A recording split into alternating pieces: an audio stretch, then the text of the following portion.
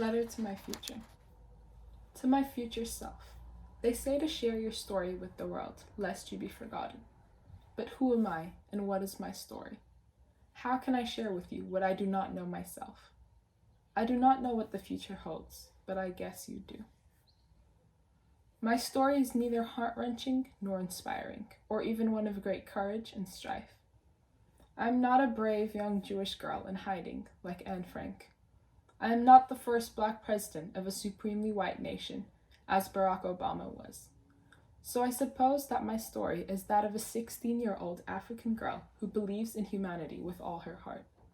A girl who believes in the human capacity of hope and capability of change, despite the things she's experienced. I was only 6 when I noticed the stairs. But my mother told me that strangers in the supremely white land we lived in were staring at our beauty. When I was 12, my mother decided that my 14-year-old sister and I were old enough to go shopping by ourselves. We were not old enough to be followed around almost every store we went in by bulky security guards. No one should have to experience that, let alone children. The color of my skin does not make me a thief. One of the guards that followed us had skin that matched mine. Are we as a racial group so stigmatized that society has ingrained in us a lack of trust in our own people, in ourselves? It was then that I realized the true nature of the looks that my mother had said were in awe of our beauty. The looks were of mistrust, the looks were of fear, and even of believed superiority. My heart, my wonderful ideals of this world, and everything I thought to be true was completely shattered. We live in a world where even the love of a mother cannot stop a child from doubting not only her beauty, but even the validity of her existence. How could I be judged by people who did not even know me? Judged by people who only saw me from a distance? Judged by people who saw a correlation between my textured hair and a lack of propriety? Why does the color of my skin correlate to my societal status, intelligence, and even relevance as a human being in the minds of those who judge me? Tell me that this is no longer the case in the future. This is not a plea, but something I firmly believe in. As we develop globally, the world has to be ours too. I dream of a future where the darkness of my skin is not only accepted, but in fact appreciated. Tell me that society does not frown upon me for daring to love the brown skin that I was born with, but in fact loves my brown skin too. Beza.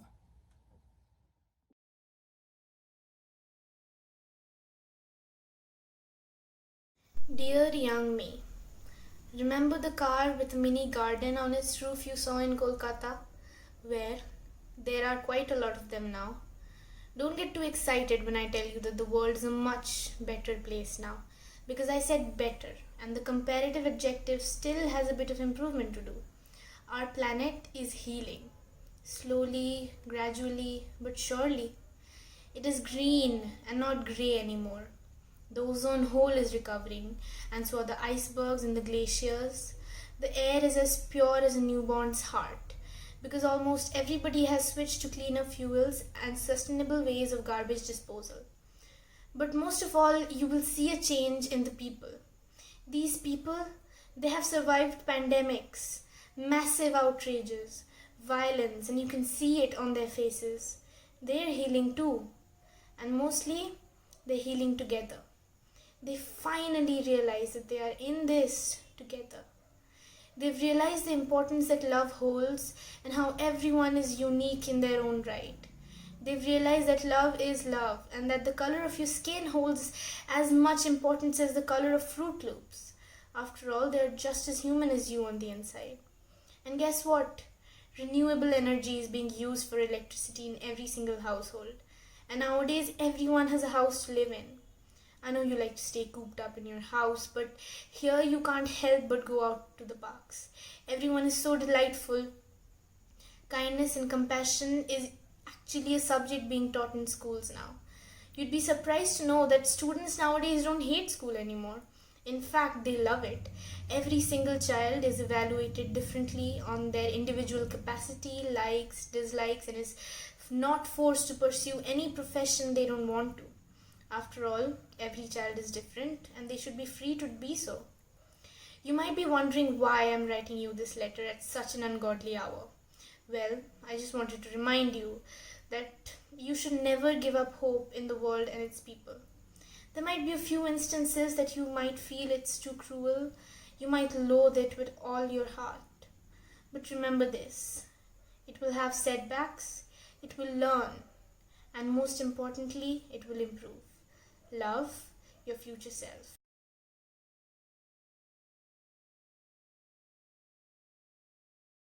I wonder if she knew the world was falling apart, I say. Jay sighs. I wouldn't want to. Besides, she was just a kid. Jay slides the letter and photo across the kitchen island, and I read it again. The date is September 4th, 2022. My name is Idra Martin. I'm 10 years old. Did you know someone found a 100-year-old message in a bottle on a beach once? I hope someone sees this quickly, and I hope the future is fun, fun, fun. When I'm grown up, I want to be a doctor. If you find this, please write back at... The letter ends there. The combination of scrawly handwriting and smudging from seawater rendering the address illegible. I'd bemoan its loss, but it's been 76 years since 2022. 76 years of this letter in a bottle floating around with all the other rubbish in the ocean, somehow escaping extensive cleanup efforts and the test of time to end up washed up ashore at the beach earlier today.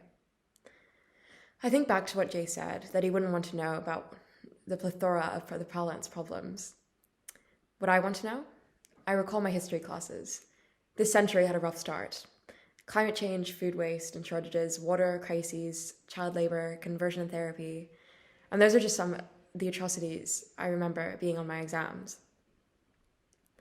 Watching corporations and world leaders ignore and contribute to these problems would infuriate me. I'd feel helpless, only one person who can do only so much. But I like to think that I would have done what I could. People doing their part and taking a stand is part of what saved us. On an individual level, small changes made big impacts. Plant-based diets became accessible and mainstream, which drastically reduced emissions from an agricultural perspective. People favored renewable energy for their homes, buildings, and cars. Most governments woke up and did what had to be done, albeit slowly. Various toxic chemicals in an array of products were widely banned. Conversion therapy was outlawed. Corporations and their supply chains were regulated to abide by human rights laws. I could continue, but these are just some of the reasons I'm alive today. I think I'd rather know. Jay looks up from his phone. I shrug. If no one knew, no one would have done anything. Ignorance would have killed us all. It nearly did, I almost add. Some people decided to choose ignorance, cowardice, in my opinion, and spread misinformation when faced with painful truths. Jay nods.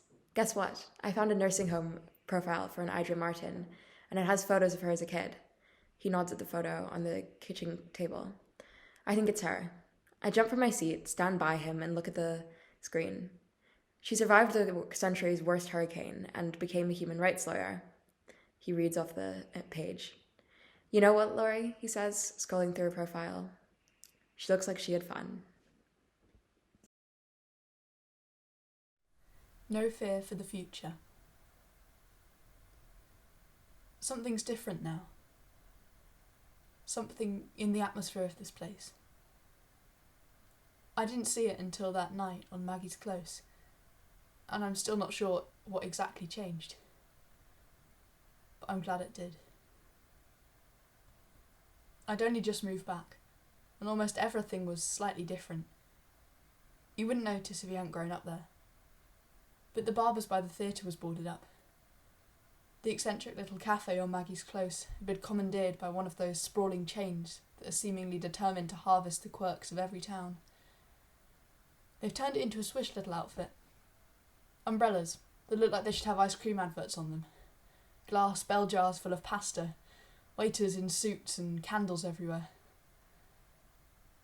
I was on the slatted bench on the other side of the road. The cafe had those full-length French windows, and I could happily scrutinise its workings from a good distance away. The flow of the water in the silver swan fountain behind the hornbeams in the park, grumbling to myself about politics and what the world has come to and all that. Then I saw her. She wore a black dress, tight fabric, pinned to her body with bangles and belts as if it were part of her. A high-end fashion logo adorned the back, She rocked slightly as she made her way out of the cafe door. Thread-like heels, vision blurred and embellished from champagne. The heat had sat stubbornly on Maggie's clothes for the whole of August, and this evening was no exception. Of course, she didn't have a jacket. The dress barely reached midway to her knees. Her legs were bare, her shoes weak, and her body unstable on them. There had never been street lamps on this road. I think I vaguely recognised her. Enough to know whereabouts she lived anyway. Some way off down the road by the church. It would take her maybe half an hour to walk. She took the shortcut. We were always warned about that alley when I was at school. Scary stories, secret names, talks in assemblies about never walking down it alone. Doesn't she know? I followed her. A group of lads rounded the corner in front of her, and I fled behind the theatre wall. There were too many to help her, but I could film, photograph, call the police. Met only by silence, no sound of a scuffle, no scream. My gaze crept back to the people in the alley. The men walked past her, all sharing a joke about the food in the cafe. No comments on her dress, no moves to touch her, no whistles or jeering. They just walked past. One waved to her. She nodded and carried on up the road. She put both headphones in. She walked up to the churchyard gate, then turning, was lost in the darkness. There was no fear in her step that night. As I said, a lot's changed.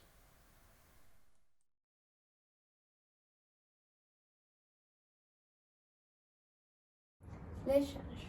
Nous sommes en 2050. Aujourd'hui, c'est un jour spécial pour tous les habitants de Rusick et Brenna. Je m'appelle Larissa et je suis née en Rusick. La semaine dernière, notre président a écrit au président de Brenna parce qu'il n'était pas d'accord avec le prix de leurs produits d'exportation. Il était très fâché.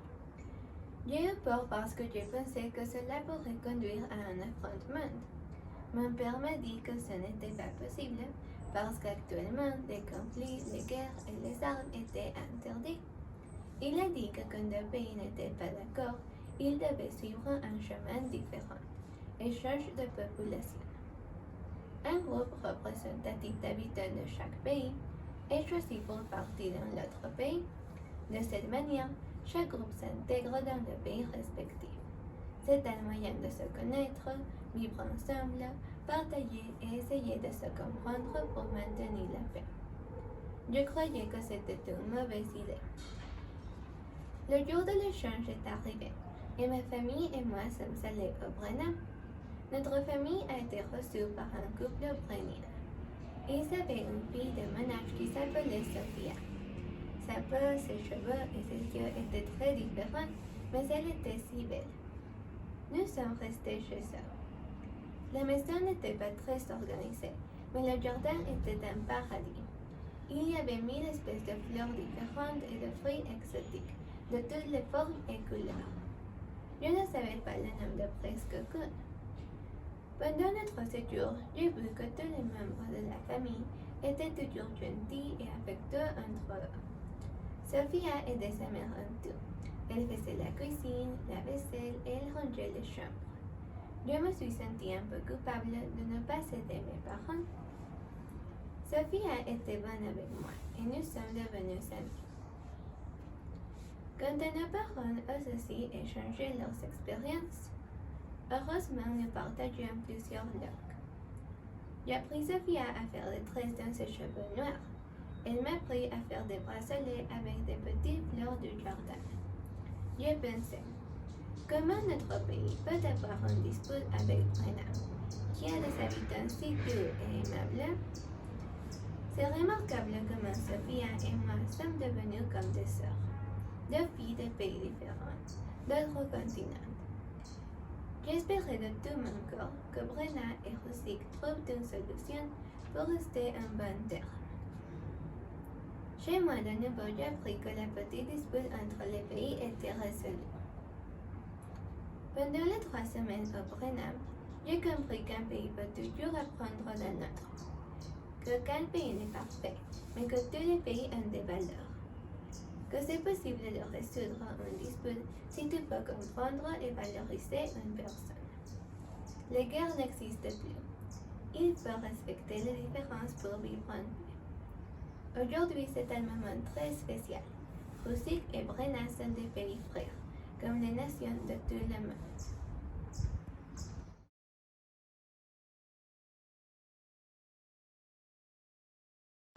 After the tragedy. Once upon a time in my future, I wake up with the sun struck to my face. The singing of the birds is my daily alarm. I'm surrounded by wooden walls, a pure and discontaminated air reaches my nose. I see through the window how nature dances with the breeze of a beautiful morning. But the beautiful landscape can't help the sadness inside me. When I remember the past, there was a vaccine for the disease that lurking there, but it only generated conflict among the great world powers.